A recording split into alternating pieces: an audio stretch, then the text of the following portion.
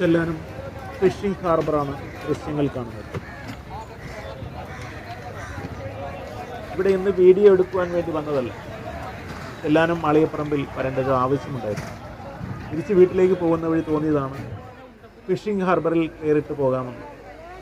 മാളികപ്പറമ്പ് എന്ന സ്ഥലത്തിന് അടുത്ത് തന്നെയാണ് ഫിഷിംഗ് ഹാർബർ. മൺസൂൺ സീസണിൽ കൂടുതൽ ലഭിക്കുന്നത് ചെമ്മീനാണ്. കുട്ടകളിൽ വച്ചിരിക്കുന്നത് കടലിലെ ചെമ്മീനാണ്.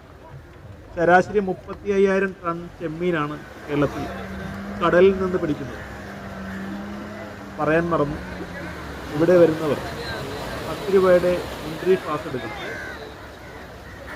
നല്ല മഴക്കാറുണ്ട്. അധികം താമസിയാതെ മഴ പെയ്യാനുള്ള സാധ്യതയുണ്ടെന്ന് തോന്നുന്നു. അതുകൊണ്ട് തന്നെ അധിക നേരം ഇവിടെ നിന്നില്ല. ശക്തമായ മഴയും കാറ്റും വീശിയടിക്കുന്നുണ്ടായിരുന്നു. ജൂലൈ 10 ശേഷം ഞാൻ വീഡിയോ ഒന്നും ചെയ്തിട്ടുണ്ട്. ആദ്യമായിട്ട് ചെയ്യുന്ന വീഡിയോയിൽ എൻ്റെ പ്രിയപ്പെട്ട ചിലരെക്കുറിച്ച് പറയാമെന്ന് കരുതുന്നു. 2025 ജൂലൈ 10 കോഴിക്കോട് വിട പറഞ്ഞത്. കോഴിക്കോട്ടിന് 8 വയസ്സ് പ്രായമുണ്ടായിരുന്നു.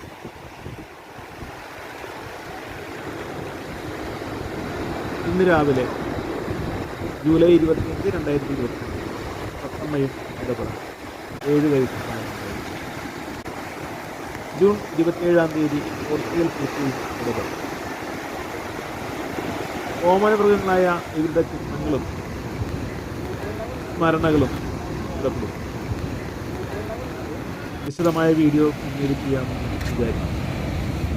രണ്ടാമത്തെ പ്രാവശ്യമാണ് ഫിഷിംഗ് ഹാർബറിൽ വരുന്നത്. കടൽ വളരെ കൂടുതലാണ്.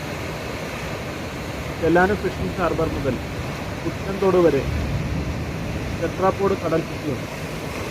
അതോടൊപ്പം ഒരു നടപ്പാതയും. പ്രതികൂല കാലാവസ്ഥയായതിനാൽ അതുവഴി പിന്നീട് പോകാമെന്ന് കരുതുന്നു. വീഡിയോ ഇഷ്ടമായെങ്കിൽ ലൈക്ക് ചെയ്യുക, ചാനൽ സബ്സ്ക്രൈബ് ചെയ്യുക.